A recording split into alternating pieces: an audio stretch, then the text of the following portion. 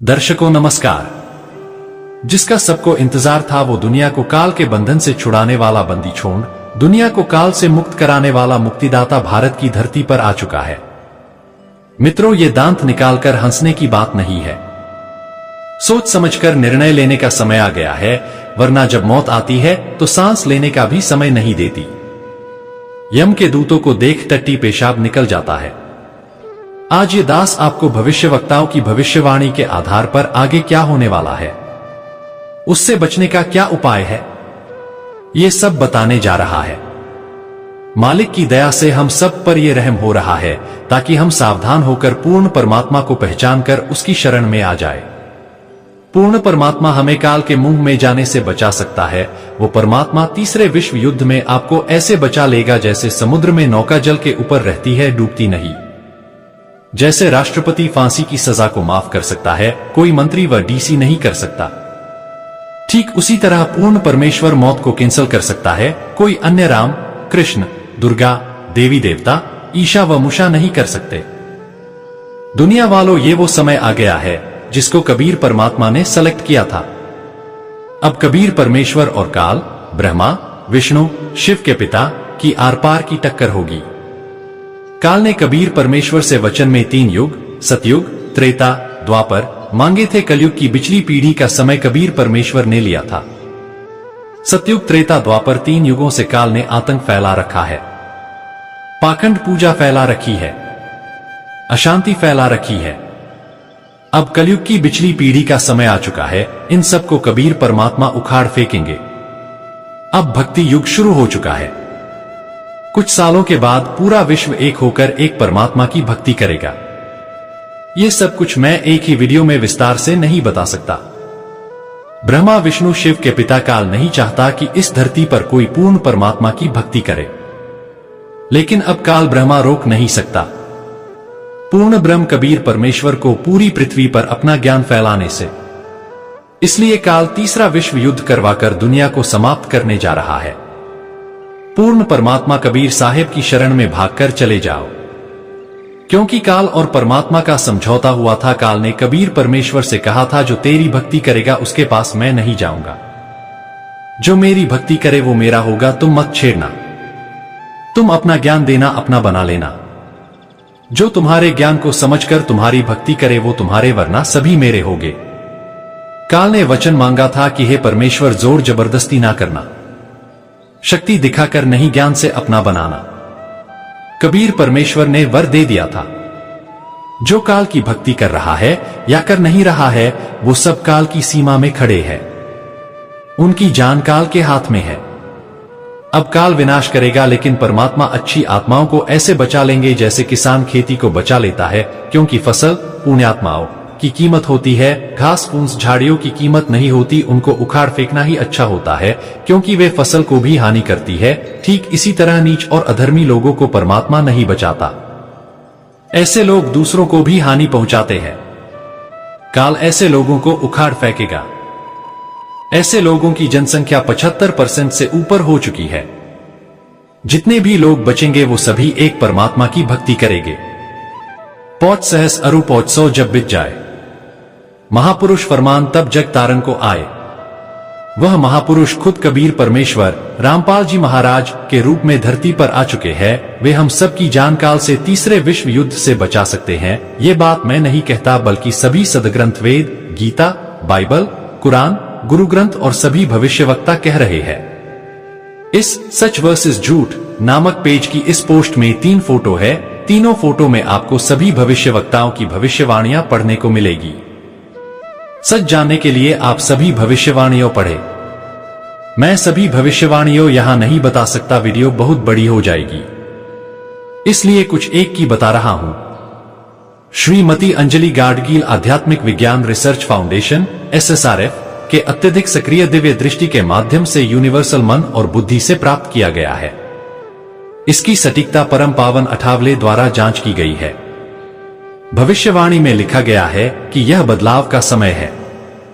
कलयुग में सतयुग जैसा माहौल, इसको बदलने का नेतृत्व एक महान गुरु द्वारा 1993 से किया जा रहा है। 1993 से ही काल के द्वारा ज्ञान को दबाने की कोशिश की जा रही है। इसमें बताया गया है कि 2013 से 2014 के बीच आध्यात्मिक अभ्यास करने वालों को रोकने की कोशिश की जाएगी। तीसरा विश्व युद्ध होगा जिसमें 75% दूसरे देशों की और 50% भारत की जनसंख्या मारी जाएगी। इसको एक महान संत हस्तक्षेप करके रोक सकता है, घटनाओं के समय को कम कर सकता है, मगर वह तभी करेगा जब उसके भगत प्रार्थना करेंगे। वह महान संत संपूर्ण मानव जाति को बदलने में सक्षम है।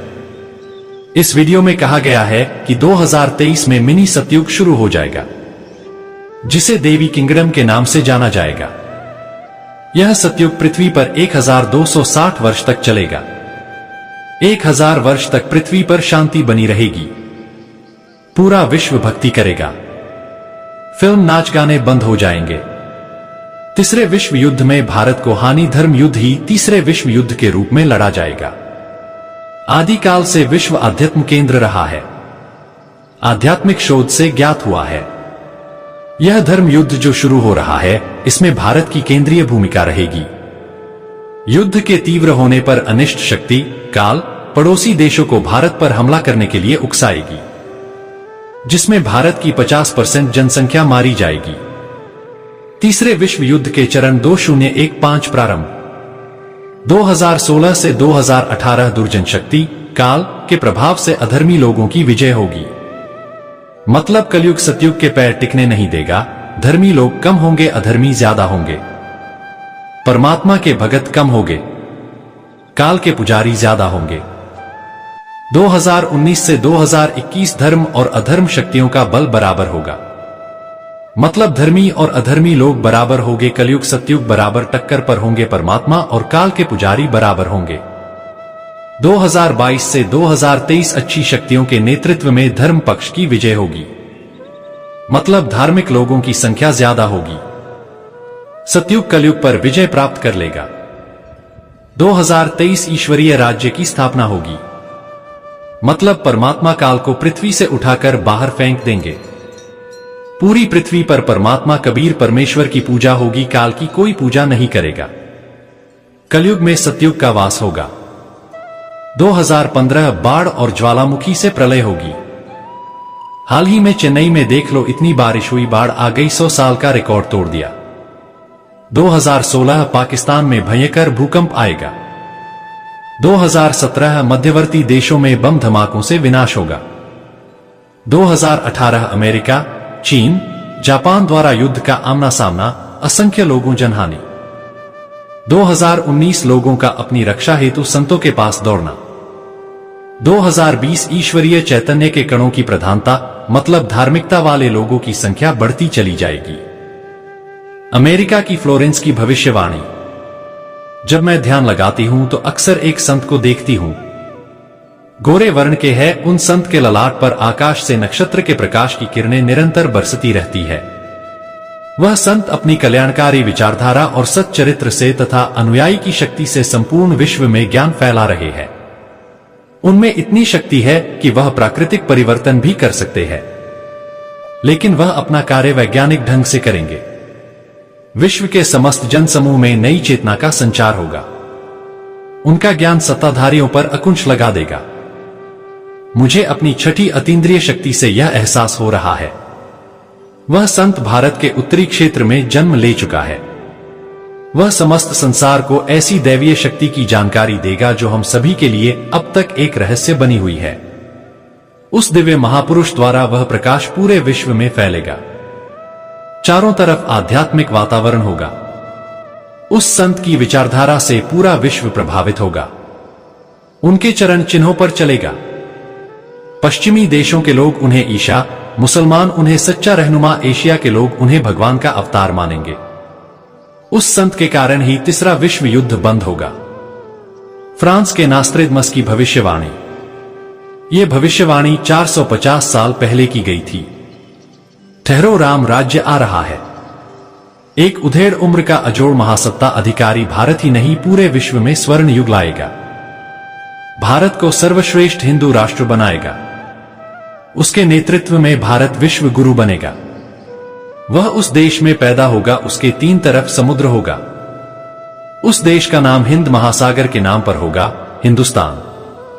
वह उस राज्य में होगा जिसमें से 5 नदियां गुजरती है, पंजाब। 1966 से पहले हरियाणा भी पंजाब ही था। वह ग्रेट सायरन महापुरुष उस देश के उत्तरी क्षेत्र के किसी छोटे से गांव में जन्म लेगा।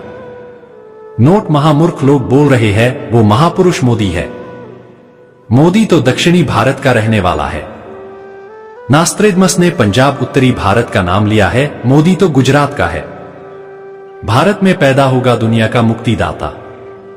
2001 से 2034 तक भारत का नेतृत्व एक ऐसा महापुरुष करेगा जिससे शुरू में लोग नफरत करेंगे मगर बाद में बहुत प्यार करेंगे। उस शायरन पर हमला होगा जिसमें 6 लोग मारे जाएंगे। वह जेल जाएगा, उस महापुरुष पर देशद्रोह का आरोप लगेगा। नोट परमेश्वर की प्यारी आत्माओं, वह महापुरुष सद्गुरु रामपाल जी महाराज है। अब सभी संत, पंथ, धर्म समाप्त होंगे। कबीर, जब आएगा 20वें बीसा, ना रहेगा ईसा ना रहेगा मूसा, राज करेगा जगदीशा। 2020 तक अब ये ईसा, ईसाई, मूसा, मुसलमान आपस में लड़कर मरेंगे। ये दोनों बाबा आदम की संतान हैं। बाबा आदम में आगे ईसा हुए जिनसे काल ने ईसाई धर्म चलवाया। आदम से ही आगे मूसा हुए, आगे चलकर हजरत मोहम्मद हुए जिनसे काल ने मुसलमान धर्म चलवाया। ईसाई और मुसलमान 2 धर्मों के लोग सबसे ज्यादा है। ये कट्टरवादी धर्म है, किसी की मानते नहीं, अपने धर्म को श्रेष्ठ समझते हैं। ये दोनों धर्मों के लोग आपस में लड़ेंगे। ईसाई और मुस्लिम देश आपस में लड़ेंगे। सभी देश लड़ेंगे, सभी धर्मों के लोगों की हानि होगी। तीसरे विश्व युद्ध के समय एक धर्म को हानि नहीं होगी। इस धर्म के लोगों की संख्या बढ़ती चली जाएगी। जब काल विनाश करेगा सभी धर्मों के लोगों इस परमेश्वर पंथ रूपी धर्म में ऐसे मिलेंगे जैसे चारों तरफ से दौड़ती नदियां समुद्र में जाकर मिल जाती है। तीसरे विश्व युद्ध के बाद यह धर्म महाशक्ति के रूप में उभर कर सामने आएगा, जिसके सामने सभी धर्म बौने नजर आएगा।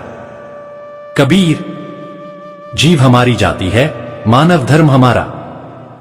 हिंदू मुस्लिम सिख ईसाई धर्म नहीं कोई न्यारा, वो धर्म होगा मानव धर्म।